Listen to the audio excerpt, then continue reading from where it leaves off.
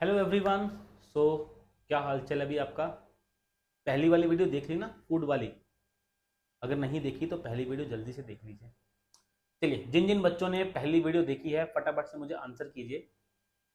उन food components का नाम बता दो मुझे जो हमें एनर्जी देते हैं।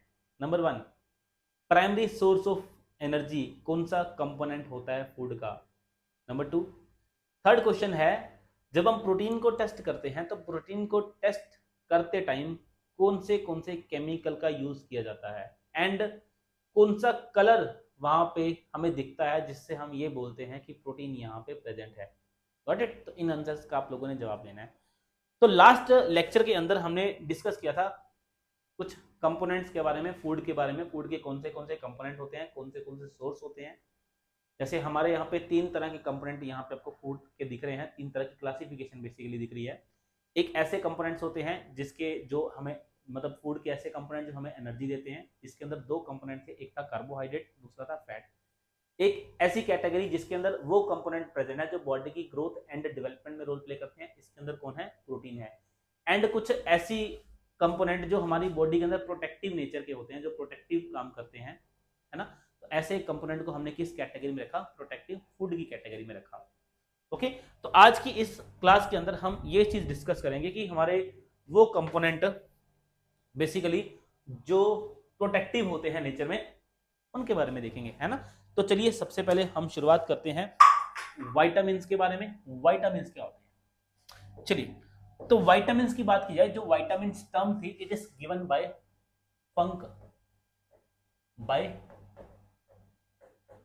फंक नाम के एक साइंटिस्ट है जिन्होंने जो विटामिन टर्म थी इसको दिया था अप्रोक्सीमेटली इन 1912। अप्रोक्सीमेटली क्या, 1912 में दिया, 1912 में, है ना।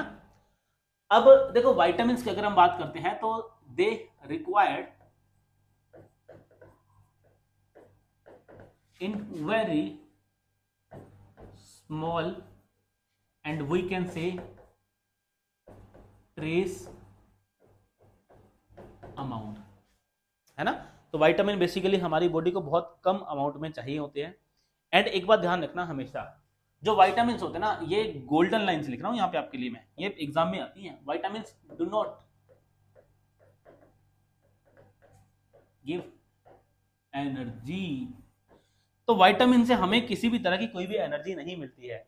अब यार ये तो मतलब अजीब बात होगी ना कि हमारे फूड के अंदर विटामिन का होना भी जरूरी है एंड ये कंपोनेंट हमें एनर्जी दे ही नहीं रहा है। तो अगर एनर्जी भी नहीं दे रहा है लेकिन हमारे लिए जरूरी भी है, तो हम फिर क्या बोलेंगे, ये हमें हमारी बॉडी में कर क्या रहे हैं? बेसिकली क्या होता है, जो विटामिन होते हैं ये हमारी बॉडी के अंदर बहुत सारे मेटाबॉलिज्म होते हैं, बहुत सारे फंक्शंस होते हैं, उनको रेगुलेट करते हैं। तो हम क्या बोलेंगे, जो विटामिन होते हैं they can regulate and maintain many metabolic function, है ना। जैसे यहाँ पे अगर मैं एग्जांपल दूं आपको, हीमोग्लोबिन को बनाने के प्रोसेस में विटामिन का रोल होता है। हमारी ये जो स्किन है ना, इस स्किन के अंदर एक प्रोटीन होता है कोलेजन प्रोटीन, उसको बनाने में भी विटामिन का रोल है।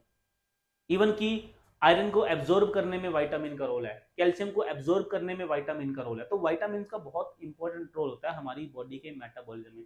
अब यहाँ पे एक वर्ड आता है मेटाबॉलिक, या फिर इसको मेटाबॉलिज्म भी बोल सकते हो। इस मेटाबॉलिक का मीनिंग होता है, इसका सिंपल सा मीनिंग रहेगा कि देखो हमारी बॉडी के अंदर कुछ कंपाउंड टूटते हैं, कुछ कंपाउंड बनते हैं। जैसे आपने खाना खाया तो खाने के अंदर मान के चलो ग्लाइकोजन था, वो ग्लूकोज में टूट गया, स्टार्च थी वो ग्लूकोज में टूट गई, तो इसको हम कैटाबॉलिज्म बोल देते हैं। एंड वही ग्लूकोज अगर लीवर के अंदर ग्लाइकोजन में कन्वर्ट हो जाती है तो ग्लूकोज में जुड़ के एक बड़ा मॉलिक्यूल बना दिया, तो इसको एनाबॉलिज्म बोल देंगे। तो बॉडी में केमिकल्स टूटते भी रहते हैं, बॉडी में केमिकल्स बनते भी रहते हैं, इस चीज को हम बोलते हैं मेटाबॉलिज्म। और इस मेटाबॉलिज्म को ऐसे बहुत सारे और भी बॉडी के अंदर मेटाबॉलिक रिएक्शंस चलती रहती है जिनको कौन रेगुलेट करता है? हमारे विटामिन रेगुलेट करते हैं। अब विटामिन को हम दो ग्रुप्स में क्लासिफाई करते हैं। देयर आर टू ग्रुप्स जिनके अंदर हम विटामिन को क्लासिफाई करते हैं। एंड ये classification on the basis of solubility, ये जो क्लासिफिकेशन होती है on the basis of solubility. जैसे पहली क्लास होती है फैट सॉल्युबल विटामिन। ऐसे ही सेकंड जो क्लास है that is water soluble vitamin. ठीक है बच्चे, और हमारे एग्जाम में ना इसके ऊपर क्वेश्चन है बच्चे, एग्जाम में क्वेश्चन आते हैं, आपको 4 ऑप्शन दिए जाएंगे एंड पूछा जाएगा इनमें से कौन सा विटामिन जो है वो फैट सॉल्युबल है या फिर कौन सा विटामिन जो है वो वाटर सॉल्युबल है ना। तो फैट सॉल्युबल के अंदर जो विटामिन ए की एग्जांपल है that is vitamin A, vitamin D, vitamin E and vitamin के। तो ये 4 ऐसे विटामिन हैं जो किस कैटेगरी में आते हैं, जो फैट के अंदर सॉल्युबल होते हैं, इनको हम फैट सॉल्युबल विटामिन बोलते हैं। जबकि वाटर के अंदर जो विटामिन सॉल्युबल्स होते हैं वो सिर्फ 2 ही होते हैं, एक होता है विटामिन बी एंड दूसरा होता है विटामिन सी। ठीक है, vitamin B and vitamin C ये दोनों के दोनों वाटर के अंदर सॉल्युबल होते हैं। ये ध्यान रखना, विटामिन सी जो होता है इसके अंदर और बहुत सारे ग्रुप्स होते हैं, जनरली हम विटामिन बी बोलते हैं, लेकिन विटामिन बी के अंदर विटामिन बी, विटामिन बी2, बी1 ऐसी बहुत सारे और भी विटामिन पाए जाते हैं, है ना। एंड जितने भी विटामिन बी वाले होते हैं वो they all are water soluble. एक कॉन्सेप्ट आपने सुना होगा कि चावल को ना बार बार धोना नहीं चाहिए। अगर आप चावल को बार बार धोते हैं तो उससे उसकी न्यूट्रिशियस वैल्यू कम हो जाती है। उसका मीनिंग बेसिकली वहां पे क्या होता है, उसका मीनिंग होता है कि अगर आप चावल को बार बार वॉश करोगे तो ऐसे विटामिन जो वाटर सोल्यूबल है वो हर बार जब भी आप वाटर के साथ चावल को वॉश करोगे एंड वो पानी के साथ ही चले जाएंगे, ऑटोमेटिकली हमारे फूड के अंदर जो न्यूट्रिशियस वैल्यू उसकी कम हो जाएगी, इसलिए ज्यादा वॉश नहीं करना चाहिए। पॉइंट समझे? चलिए, तो ये तो हमारी 2 कैटेगरीज हैं। अब हम देखेंगे कि किस विटामिन का हमारी बॉडी में क्या रोल होता है एंड अगर किसी विटामिन की डेफिशिएंसी हो जाए बॉडी में तो उससे क्या डिजीज हो सकती है। बहुत इंपॉर्टेंट टेबल है बच्चे, इस टेबल का आप स्क्रीनशॉट लेके रख लो या फिर कॉपी पे ड्रॉ कर लो, यहाँ पे पेपर में डायरेक्ट क्वेश्चन आते हैं। सबसे पहले हम बात करते हैं विटामिन ए की। देखो विटामिन ए जो होता है ये नाइट विजन के अंदर बहुत अच्छा रोल प्ले करता है। अब जाहिर सी बात है, रात को जो भी हम चीजें देख पाते हैं उसमें जो थोड़ा बहुत रोल होता है वो किसका होता है, वो विटामिन ए का होता है। क्योंकि विटामिन ए, इसको हम रेटिनोल भी बोलते हैं, this is also known as retinol, and इससे रोडोप्सिन नाम का एक पिगमेंट बनता है एंड वही पिगमेंट हमें रात को देखने में हेल्प करता है। और अगर खुद सोचो, अगर इसकी ही डेफिशिएंसी बॉडी में हो जाए तो एक नाइट ब्लाइंडनेस की समस्या आ जाती है, रात को बिल्कुल भी नहीं देखा जाएगा, है ना। तो ये एग्जाम में इसके ऊपर क्वेश्चन आता है कि नाइट ब्लाइंडनेस किसके कारण होती है, आंसर क्या है इसका, विटामिन ए के कारण। दूसरा, विटामिन ए के सोर्सेस क्या क्या होते हैं। आप जो ग्रीन लीफी वेजिटेबल्स होती है इनसे विटामिन ए मिलेगा। जो राइपेंड येलो फ्रूट्स होते हैं, जैसे आप अगर बात करो बनाना वगैरह, गुआवा, है ना, इससे मिलेगा। मिल्क से मिलेगा, नट्स से मिलता है, लीवर से मिलता है, tomato, orange, carrot, broccoli, watermelon, है ना। जिनको विटामिन ए की नीड होती है डॉक्टर उनको बोलते हैं कि गाजर खाओ, कैरोटीन होता है गाजर के अंदर, है ना। बट इट पॉइंट क्लियर हुआ। इसके अलावा जो विटामिन ए होता है ये हमारे टीथ की ग्रोथ में भी रोल प्ले करता है। अगर इसकी डेफिशिएंसी हो जाएगी तो जाहिर सी बात है इरेगुलर ग्रोथ हो जाएगी टीथ की। बस आपने यही दोनों चीजें ध्यान में रखनी है। उसके बाद नेक्स्ट है विटामिन बी1, इसको क्या बोलते हैं, थायामीन बोलते हैं। अब विटामिन बी1 देखो पेपर में या तो बी1 के नाम से क्वेश्चन आएगा या फिर ये पूछ लेंगे कि विटामिन बी की डेफिशिएंसी से कौन सी डिजीज होती है, आंसर इज बेरी। तो विटामिन बी1 या फिर विटामिन बी की डेफिशिएंसी जब भी होगी तो बेरी नाम की डिजीज होती है। एंड अगर विटामिन बी1 का सोर्स की बात की जाए तो स्वीट पोटैटो बहुत अच्छा सोर्स है, फ्रेश फ्रूट्स बहुत अच्छा सोर्स है, कैशू है, व्हीट है, मिल्क है एंड ब्लैक बीन्स एक अच्छा सोर्स है, एंड डेट्स भी एक बहुत अच्छा सोर्स है, खजूर बोलते हैं जिसको, है ना। नेक्स्ट है विटामिन बी2। विटामिन बी2 को हम राइबोफ्लेविन के नाम से जानते हैं। अब विटामिन बी जो 2 होता है बेसिकली इसका रोल होता है ग्रोथ में बॉडी की, है ना। तो बेसिकली अगर विटामिन बी2 की बॉडी में डेफिशिएंसी हो जाएगी तो बॉडी की ग्रोथ थोड़ी सी क्या हो जाएगी, स्लो हो जाती है। इसके अलावा ये मिलेगा कहां से, बनाना से मिल सकता है, डेट से, मशरूम, ग्रेप्स, पंपकिन सीड से। पंपकिन सीड इसका एक बहुत अच्छा सोर्स माना जाता है, मैंगो भी इसका एक अच्छा सोर्स होता है। नेक्स्ट बात करते हैं विटामिन बी3 की। अब विटामिन बी3 भी इंपॉर्टेंट है बच्चे, इसको नियासिन के नाम से जानते हैं, इसको क्या बोलते हैं, नियासिन बोलते हैं। एंड इससे एक डिजीज होती है पेलेग्रा, इसको पेलेग्रा बोल देते हैं, पेलेग्रा बोल देते हैं। बेसिकली इसमें क्या होता है, इसमें बॉडी में पिगमेंटेशन से हो जाती है, बॉडी में हाइपर पिगमेंटेशन हो जाती है, पेलेग्रा डिजीज बोलते हैं इसको। और अगर बात की जाए मिलता कहाँ से है, ये फिशेस से, फिशेस इसका बहुत अच्छा सोर्स है, एग है, मीट है ना, सीरियल्स होते हैं, गुआवा, मशरूम, ये इसका सोर्स होता है। विटामिन B12,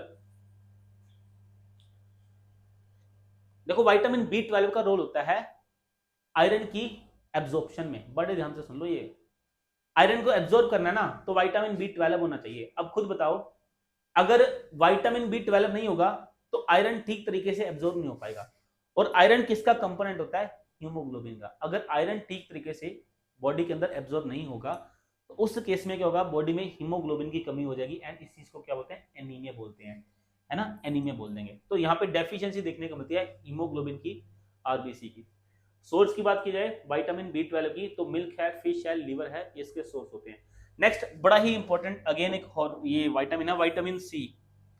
देखो विटामिन सी, ये अगर इसकी डेफिशिएंसी हो जाती ना, तो इसकी डेफिशिएंसी की अगर मैं बात करूं, इसके सिम्टम क्या होते हैं, टीथ में से ना जो दांत होते हैं, दांतों में से ब्लीडिंग होती है, खून निकलता है गम्स में से। इसके अलावा डिजीज एक होती है स्कर्वी, झुर्रियां पड़ जाती है ना स्किन पे।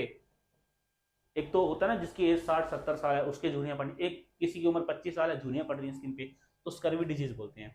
जो विटामिन सी होता है बेसिकली हमें ये सिट्रस फ्रूट में से मिलता है, खट्टी चीजों में से मिलता है, जैसे आंवला फ्रूट्स हैं, टमाटो है, ब्लैक करंट है, ब्रोकली, गोट मिल्क, चेस्टनट्स, है ना। तो सिट्रस फ्रूट इसका बहुत अच्छा सोर्स होते हैं।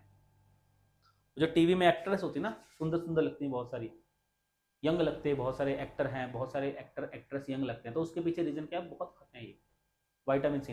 एंड विटामिन सी जो होता है आपको पता है एजिंग में रोल प्ले करता है। विटामिन सी है, विटामिन ई है ना, ये दो ऐसे विटामिन होते हैं जो एजिंग को रेगुलेट करते हैं, बेसिकली एजिंग को कम करने का काम भी करते हैं। इन दोनों विटामिन को हम एंटी एजिंग विटामिन भी बोलते हैं, है ना। चलिए आज से खाना शुरू कर दो इनको। नेक्स्ट बात करेंगे विटामिन डी की। तो विटामिन डी बेसिकली क्या होता है, ये कैल्शियम के एब्जॉर्प्शन में रोल प्ले करता है। और अगर विटामिन डी की बॉडी में डेफिशिएंसी हो जाएगी तो कैल्शियम एब्जॉर्ब नहीं हो पाएगा, और अगर कैल्शियम एब्जॉर्ब नहीं हो पाएगा तो बोन्स वीक हो जाएंगी, जिससे बीमारी हो जाती है रिकेट्स, है ना, रिकेट्स हो जाती है। और मिलता इसके सोर्स की बात करें, वही एग, लिवर, बीफ, पोर्क, मतलब चिकन ब्रेस्ट, ये सारे इसके अच्छे सोर्सेज हैं। नेक्स्ट है विटामिन ई। विटामिन ई जो होता है बेसिकली, ये इसको हम एजिंग विटामिन के नाम से भी जानते हैं। एंड ये बेसिकली बहुत सारी चीज़ों में एंटी ऑक्सीडेंट का एक अच्छा खासा रोल प्ले करता है ना। एंड अगर इसके सोर्सेज की बात की जाती है तो पोटैटो से, पंपकिन सीड से मिलता है, ये गुआवा से मिलता है, मिल्क है, नट्स है, मतलब कुछ लोग होते हैं ना बहुत सीड्स खाते हैं, तो सीड्स के अंदर ये विटामिन ई बहुत पाया जाता है। जैसे हम खाते हैं ना, अखरोट खाते हैं, एलमंड्स खाते हैं, कैश्यू खाते हैं, तो इनके अंदर विटामिन जो ई होता है वो काफ़ी होता है। एंटी एजिंग विटामिन बी इसको बोलते हैं, एजिंग को कम करने का काम भी करता है। इसके अलावा ऑक्सीडेशन को रोकता है बॉडी में। ऑक्सीडेशन क्या होती है, हमारी बॉडी के अंदर जब हाईली जो रिएक्टिव ऑक्सीजन स्पीशीज होती हैं, जब वो ऑर्गन्स वगैरह के ऊपर अटैक करते हैं, उनको रोकने का काम करता है ये। नेक्स्ट है विटामिन के, मतलब मस्त विटामिन। जो विटामिन के होता है ना बच्चे, इसका काम होता है ब्लड क्लोटिंग के अंदर रोल प्ले, ब्लड क्लोटिंग के अंदर अच्छा खासा रोल प्ले करता है। अगर विटामिन के की डेफिशिएंसी हो जाएगी तो इसको, इस केसेस में ब्लड क्लोटिंग हो नहीं पाएगी। अगर ब्लड क्लोटिंग नहीं हो पाएगी तो ब्लीडिंग रुक नहीं पाएगी, ब्लीडिंग नहीं रुक पाएगी तो हेमरेज की समस्या रहती है ना, हेमरेज हो सकता है इससे। सोर्सेज की बात की जाए, टमाटो है, ब्रोकली है, ब्रोकली तो भाई वरदान होता है, ब्रोकली के अंदर तो लगभग हर चीज पाई जाती है, ग्रेप्स है, मैंगो है, कैश्यू है, बीफ है। तो ये कुछ विटामिन हैं बच्चे, इन विटामिन को आपने ध्यान रखना है। इनमें से मैं अभी फिर से रिपीट कर देता हूँ कौन से विटामिन जरूरी हैं, जिसके बारे में तो भूलना ही नहीं है। एक बार फिर से मैं मार्क कर देता हूँ, विटामिन ए, विटामिन B1 बेरी, vitamin B3 pellagra, vitamin C scurvy, vitamin K blood clotting या फिर हेमरेज, ये आपने भूलने नहीं है, इनके बारे में तो आपको पता होना चाहिए, ठीक है। चलिए बहुत बढ़िया। नेक्स्ट हम बात करते हैं मिनरल्स के बारे में। देखो मिनरल्स एंड विटामिन, इन दोनों के अंदर एक कॉमन चीज पता क्या है, इन दोनों के अंदर एक कॉमन चीज है, मिनरल्स अगर मैं ये लिख दूं, डू नॉट गिव एनर्जी, तो मिनरल्स भी बॉडी में एनर्जी नहीं देते हैं, तो फिर ये बॉडी में क्यों प्रेजेंट है, जाहिर सी बात है ये भी हमारी बॉडी के मेटाबॉलिज्म में कहीं ना कहीं पे रोल प्ले करते हैं। ये भी क्या करेंगे, they also played a role in development and metabolic reaction में ये क्या करते हैं, अच्छा खासा रोल प्ले करते हैं, है ना। जैसे देखो बहुत सारे मिनरल्स होते हैं, जैसे सोडियम है, पोटेशियम है, मैग्नीशियम है, कैल्शियम है, आयोडीन है, आयरन है, कोबाल्ट है, मोलिब्डेनम है, निकल है, कॉपर है, बहुत सारे ऐसे मिनरल्स हैं। लेकिन हम कुछ इंपॉर्टेंट मिनरल्स की यहाँ पे बात करेंगे। सबसे पहला इंपॉर्टेंट मिनरल यहाँ पे अगर मैं बात करूं आयरन की, देखो आयरन का जो रोल होता है ना, हीमोग्लोबिन, आयरन कहां पे पाया जाता है, हीमोग्लोबिन में पाया जाता है। और अगर बॉडी में आयरन की डेफिशिएंसी हो जाए, किसकी डेफिशिएंसी हो जाए, आयरन की डेफिशिएंसी हो जाए, इससे क्या हो जाएगा, इससे कौन सी डिजीज हो जाएगी, एनीमिया। तो आयरन का रोल बेसिकली किसकी फॉर्मेशन में है, आयरन का रोल होता है जो वो हीमोग्लोबिन की फॉर्मेशन में है। अगर हीमोग्लोबिन ही बॉडी में नहीं बनेगा, अगर आयरन की डेफिशिएंसी हो जाएगी, तो उस केस में एनीमिया हो सकता है। इसके अलावा ये मैं कुछ इंपॉर्टेंट यहाँ पे डिस्कस करूंगा आपके साथ मिनरल्स को। सेकंड जो एक बड़ा इंपॉर्टेंट मिनरल्स है दैट इज आयोडीन। सेकंड जो है दैट इज आयोडीन। अब आयोडीन का बेसिकली रोल होता है, ये कहां पे इसका फंक्शन जो होता है बेसिकली, ये क्या करता है, थायराइड जो हार्मोन होते हैं उनको बनाने में रोल प्ले करता है। और अगर इसकी डेफिशिएंसी हो जाएगी तो उसे एक डिजीज होती है जिसको बोलते हैं ग्वाइटर। ऐसा होता है ना, आपको एंडोक्राइनोलॉजी के अंदर, एंडोक्राइन सिस्टम के अंदर मैम पढ़ाएंगे, ऐसे ना ये जो नेक वाला रीजन होता है यहाँ पे ऐसे स्वेल कर जाता है एरिया, इसलिए आयोडीन हमारी बॉडी के लिए बहुत जरूरी होता है। तभी तो ऐसा होता है ना, जो मार्केट जो एड टीवी पे एड्स आती है तो वहां पे लिखा होता है ना, एड आती है नमक की, तो वहां पे लिखा होता है टाटा। देखो मैं किसी ब्रांड को नहीं प्रमोट कर रहा, एक एड है सिर्फ उसको बता रहा हूँ, टाटा आयोडाइज्ड सॉल्ट। तो सॉल्ट के ऊपर लिखा होता है आयोडाइज्ड सॉल्ट। तो आयोडाइज्ड सॉल्ट का मतलब क्या कि हमारे इस सॉल्ट के अंदर आयोडीन प्रेजेंट है। और आयोडीन का बहुत अच्छा रोल कहाँ प्ले होता है बेसिकली, ये हमारे जो थायरोक्सिन हार्मोन है इनको बनाने में रोल प्ले करता है। और अगर इसकी डेफिशिएंसी होगी तो उससे एक डिजीज हो जाती है, इसको क्या बोलते हैं, ग्वाइटर बोलते हैं। नेक्स्ट जो थर्ड एक इंपॉर्टेंट यहाँ पे मिनरल है दैट इज कैल्शियम। अब अगर मैं कैल्शियम की बात करूं तो कैल्शियम का फंक्शन बेसिकली क्या होता है, बोन की फॉर्मेशन करवाना, बोन की फॉर्मेशन करवाना।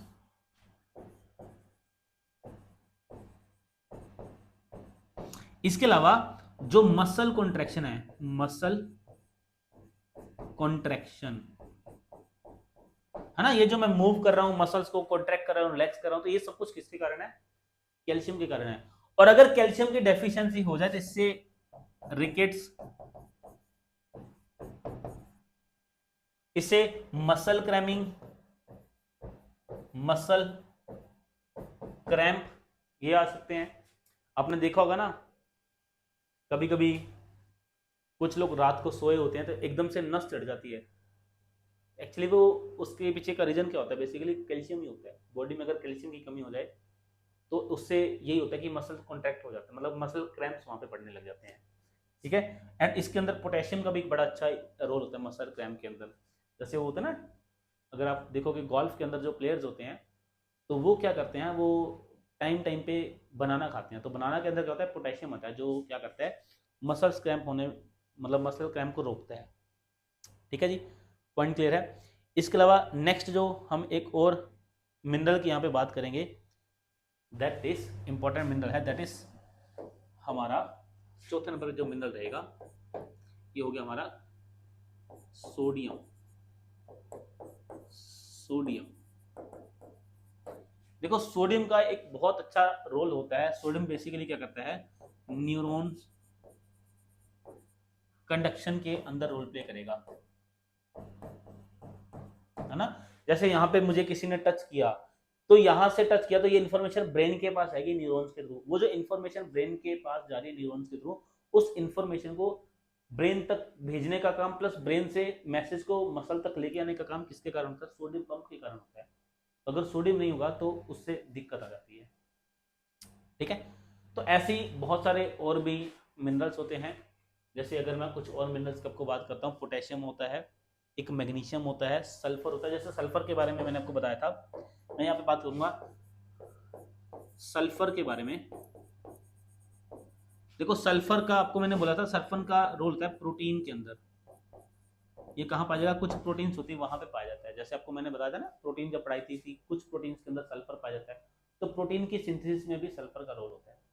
तो ये हमारे कुछ इंपॉर्टेंट मिनरल्स होते हैं बॉडी में, जिनका एक अच्छा खासा रोल होता है। तो आपने इन मिनरल्स को तो माइंड में ध्यान में रखना ही रखना है कि इनका फंक्शन क्या है, और अगर इनकी डेफिशिएंसी हो जाए तो क्या हो सकता है। Got it? पॉइंट क्लियर है? चलिए नेक्स्ट हम हमारे नेक्स्ट टॉपिक की बात करते हैं, बैलेंस डाइट। अब ये बैलेंस डाइट होती क्या है? देखो नाम को ध्यान से समझेंगे, बैलेंस प्लस डाइट मतलब ऐसा फूड, ऐसी डाइट जिसके अंदर हर एक रिक्वायर्ड फूड का कंपोनेंट प्रेजेंट हो। तो इसकी अगर मैं डेफिनेशन की बात करता हूं तो इन जनरली हम बोल देते हैं अ food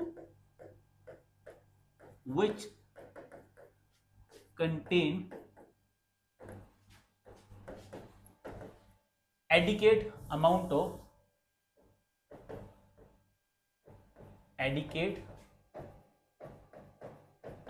of each food component। तो ऐसी डाइट को हम क्या बोल देंगे? ऐसी डाइट को हम बोल देंगे बैलेंस डाइट, है ना, जिसके अंदर कार्बोहाइड्रेट भी प्रॉपर प्रेजेंट है जितना हमें चाहिए, जिसके अंदर प्रोटीन भी प्रेजेंट है, जिसके अंदर फैट भी प्रेजेंट है, जिसके अंदर विटामिन भी प्रेजेंट है, वाटर भी प्रेजेंट है, जिसके अंदर मिनरल्स भी प्रेजेंट। जब सब कुछ बैलेंस्ड होगा तो ऐसी डाइट को हम क्या बोल देंगे? बैलेंस डाइट बोल देंगे। ये छोटी सी चीज तो है, मतलब बहुत छोटी सी डेफिनेशन आपको दिख रही है बैलेंस डाइट के ऊपर, लेकिन इस सब बैलेंस डाइट के ऊपर बच्चे एग्जाम में क्वेश्चन पूछा जाता है। आपसे पूछ लेंगे बैलेंस डाइट इज, तो ये डेफिनेशन होगी, या फिर डेफिनेशन दे देंगे और आपसे पूछ लेंगे इसको इस डेफिनेशन को बेसिकली क्या बोलते हैं, तो भी आंसर क्या आ जाएगा? बैलेंस डाइट आ जाएगा। अब ध्यान से सुनना, अगर मैं ये बोल दूं कि जो हमारी डाइट है वो बैलेंस नहीं है, मैं ध्यान से सुनना, अगर जो हमारी डाइट है, अगर मैं ये बोल दूं कि डाइट के अंदर डेफिशिएंसी है किसी ना किसी कंपोनेंट की, तो अगर किसी ना किसी कंपोनेंट की डाइट के अंदर डेफिशिएंसी है तो इसको पहली बात तो मैं बैलेंस डाइट इसको नहीं बोलूंगा। दूसरी बात, अगर डाइट के अंदर किसी कंपोनेंट की डेफिशिएंसी होती है तो इससे कोई ना कोई कंडीशन, कोई ना कोई डिजीज भी हो सकती है, इससे कोई ना कोई कंडीशन या फिर कोई ना कोई डिजीज भी हो सकती है। जैसे यहां पे आपको मैं दो डेफिशिएंसीज के बारे में बात करूंगा। सबसे पहले एक कंडीशन होती है जब किसी को बेसिकली किसी को प्रोटीन एंड कार्बोहाइड्रेट डेफिशिएंसी होती है। अगर किसी की डाइट के अंदर प्रोटीन एंड कार्बोहाइड्रेट दोनों की डेफिशिएंसी है ना, अब देखो प्रोटीन की डेफिशिएंसी है तो जाहिर सी बात है, बॉडी का बिल्डिंग ब्लॉक है प्रोटीन, अगर प्रोटीन की ही डेफिशिएंसी हो जाएगी तो प्रॉपर तरीके से बॉडी बिल्ड ही नहीं हो पाएगी। एंड कार्बोहाइड्रेट की अगर डेफिशिएंसी है तो एनर्जी कहां से आएगी, और अगर एनर्जी नहीं आएगी तो भाई वो पर्सन काम कैसे करेगा। तो ऐसी कंडीशन जहां पे प्रोटीन की एंड कार्बोहाइड्रेट दोनों की डेफिशिएंसी होती है, ऐसी कंडीशन को लंबे टाइम तक अगर किसी में ये कंडीशन रहती है, डाइट में प्रॉपर तरीके से दोनों चीजें नहीं मिल पाती, इसको बोलते हैं मैरास्मस। क्या बोल देंगे? मैरास्मस बोल देंगे। ये देखो फोटोग्राफ में, ये फोटो देखो, ध्यान से देखो, एक बच्चा है, ऐसे बोन्स नजर आ रही है स्किन में से, ना तो स्किन की ग्रोथ है, बोन्स की भी बहुत पतली पतली बोन्स आपको यहाँ पे देखने को मिलेंगी। ये देखो किस तरीके से बोन्स को ऐसे सपोर्ट दिया हुआ एक लकड़ी के साथ। तो ये बेसिकली कंडीशन क्या है? मैरास्मस कंडीशन है, जिस कंडीशन में बच्चे को प्रॉपर तरीके से फूड नहीं मिल पाता। और अगर यही मैं बात करूं, अगर किसी चिल्ड्रन के अंदर, किसी बच्चे के अंदर सिर्फ और सिर्फ प्रोटीन की डेफिशिएंसी होती है, सिर्फ और सिर्फ क्या है? प्रोटीन की डेफिशिएंसी है, प्रोटीन डेफिशिएंसी है ना। देखो मतलब ये सिचुएशन कब आती है, जब कोई बच्चा है वो सिर्फ राइस खा रहा है, सिर्फ राइस ही खा रहा है, कुछ ना सब्जी खा रहा है साथ में, कुछ सिर्फ राइस खा रहा है, और राइस के अंदर क्या होता है, सिर्फ कार्बोहाइड्रेट। तो ऐसे बच्चे की बॉडी में किसकी डेफिशिएंसी हो जाती है, प्रोटीन की डेफिशिएंसी हो जाएगी। जब प्रोटीन की डेफिशिएंसी हो जाएगी तो इस कंडीशन को बोलते हैं क्वाशियोरकोर।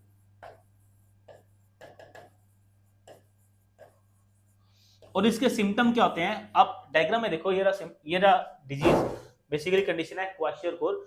अगर आप देखोगे तो देखो बेली एकदम बाहर निकली हुई है, ऐसे पूरी बॉडी के अंदर स्वेलिंग आ रखी है। अब आप बोलोगे सर बॉडी में स्वेलिंग क्यों आई हुई है, देखो भाई कार्बोहाइड्रेट मतलब बॉडी के अंदर बहुत ज्यादा कार्बोहाइड्रेट है, और आपको मैंने एक बात बोली थी, जब बॉडी में बहुत ज्यादा एक्स्ट्रा में कार्बोहाइड्रेट होगा तो उसको किस में कन्वर्ट कर देंगे, या तो ग्लाइकोजन में कन्वर्ट कर देंगे, बाकी का जो बचा हुआ कार्बोहाइड्रेट होगा उसको लिपिड में कन्वर्ट कर देंगे। एंड देखो इसकी बॉडी के अंदर लिपिड लिपिड लिपिड इकट्ठे हो रखे हैं, बॉडी में प्रोटीन है ही नहीं। जब प्रोटीन नहीं है तो बॉडी बिल्ड ही नहीं कर पाएगी प्रॉपर तरीके से। तो इस कंडीशन को क्या बोलते हैं, क्वाशियोरकोर बोलते हैं। एंड फूड की डेफिशिएंसी आ गई, इस चीज को बोलते हैं malnutrition, this is known as malnutrition. तो माल न्यूट्रिशन के ऊपर बच्चे हमें दो टर्म्स पूछी जाती हैं, जब भी फूड की डाइट में डेफिशिएंसी होती है कंपोनेंट्स की, इसको बैलेंस डाइट नहीं बोलेंगे, इसको क्या बोलते हैं, माल न्यूट्रिशन, माल न्यूट्रिशन। ठीक है, और इसमें दो कंडीशन कौन सी हैं, अगर प्रोटीन की डेफिशिएंसी अकेले की तो क्वाशियोरकोर कंडीशन का नाम है, अगर प्रोटीन के साथ साथ किसकी डेफिशिएंसी है, कार्बोहाइड्रेट की भी डेफिशिएंसी है, तो इस डिजीज को हम बोलते हैं मेरास्मस बोलते हैं। तो आई होप आपको ये आज का लेक्चर जो था उसमें सारी की सारी जो चीज़ें हैं वो समझ आई होंगी। Thank you so much for watching this lecture. अगर किसी चीज़ में किसी भी टॉपिक में आपको डाउट है तो आप फ्रीली कभी भी मैसेज कर सकते हैं, आपको डेफिनेटली उसका जो रिप्लाई है वो मिल पाएगा। Thank you so much once again, take care.